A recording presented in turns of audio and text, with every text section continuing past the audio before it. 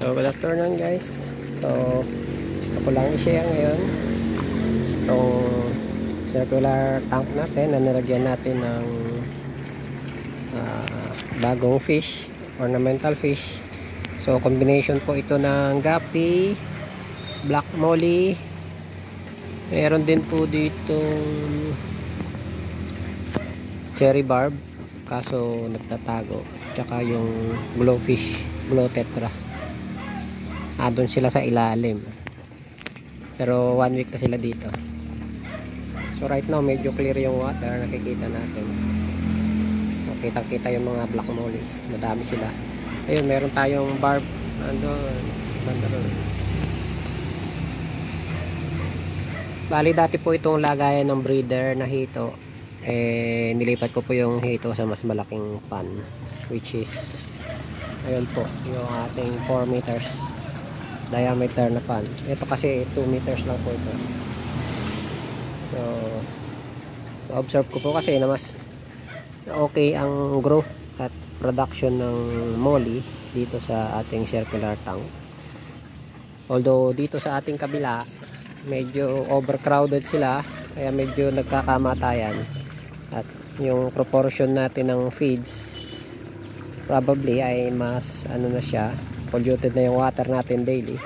Kaya as you can see, yan, yung namamatay po.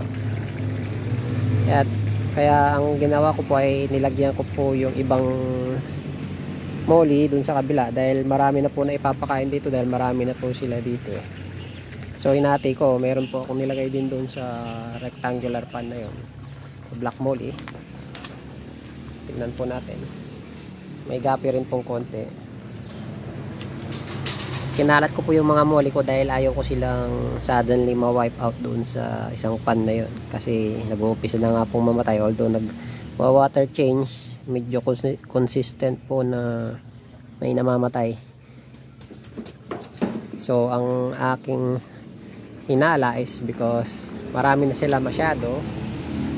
So yung food na binibigay, yung daily na binibigay namin ay marami na. So medyo hindi na kaya ng capacity ng water filtration natin, which is the use of this water lily. Hindi na siya kaya, kaya nagkakamatayan na po sila. Although nagwa-water change po ako dito once a week. So ayan, may mga lumulutang.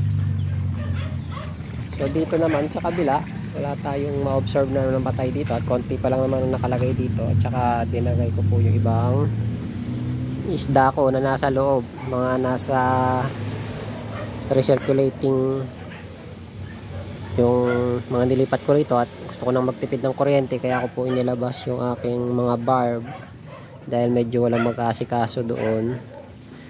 So nilabas ko yung mga barb tsaka yung tetra dito. So nilagay ko na rin yung ibang molly dahil ayoko pong mangyari uli yung nangyari dati. Pagka overcrowded po talaga, pagka nag-umpisa ng mamatay, sayang naman yung pag-aantay mo, ang dami yung mamatay daily. Kahit nagwa-water change ka pa, medyo affected na sila. Maaaring meron ng microbe na nandoon na hindi maganda. Although dito, kahit yung isda ko galing din doon, wala namang namamatay dito. So I suspect is the water quality. So yun po ang ating sharing sa ngayon. So ito po naman ay naglalagay uli ako ng water dito sa kabila, at medyo sa init kumonti na yung water. Although 3 fish lang yung nandito, kaya kahit hindi ka mag water change, magta-top up ka lang ng tubig. So yun lang po yung sharing ko ngayon. Ayun, yung tetra natin ay tatago sa ilalim, kung makikita nyo. So yun po, thank you po. Kung ito po ay gusto nyong i-adapt, available po ang ating trapal pan, 2 meters diameter hanggang 5 meters. Meron tayong 2, 3, 4, and 5. So pag ganito mga ornamental, okay na tayo sa 2 meters. Hindi natin kailangan ng sobrang malaki, depende po sa inyo yan. So ayun po, mga ornamental ko po ay nasa 2 meters diameter lang na pan. So yung mga hito ay nilipat ko sa 4 meters kasi medyo palitin ang water natin pagka sa 2 meters. So ayun po, thank you po sa panonood. Actually may mga beta po akong pinakawalan dito, so hindi ko na mapansin kung nasaan yung mga beta. Medyo sa lowista ang beta, hindi natin makita.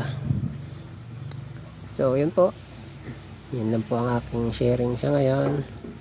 God bless po.